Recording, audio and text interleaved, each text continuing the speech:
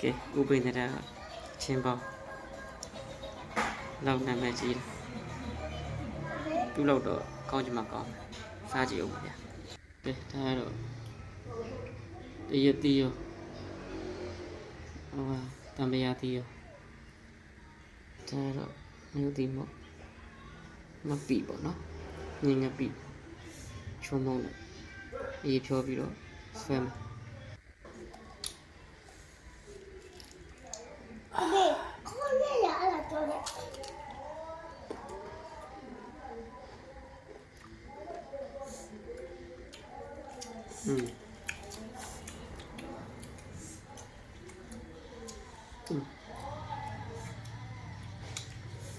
အောင်ပါ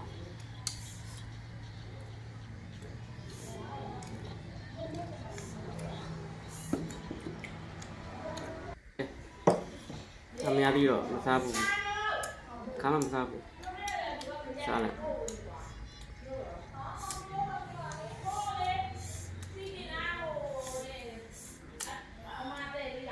ကောင်းစားလိုက်တော့ရှုပ်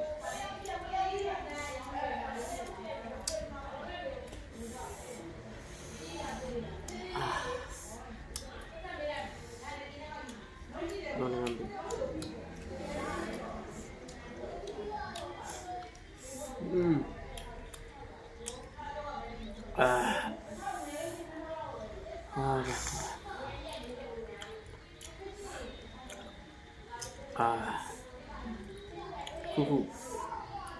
တကူတော့ခံစားမိသွားတယ်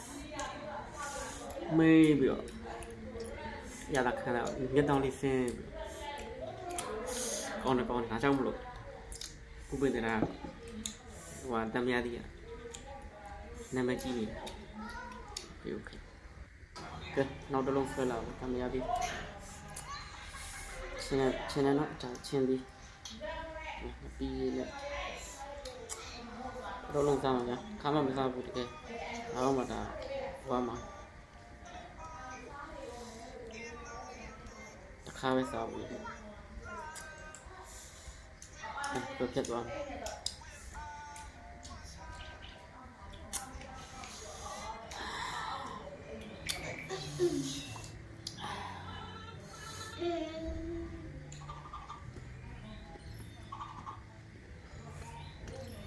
ကော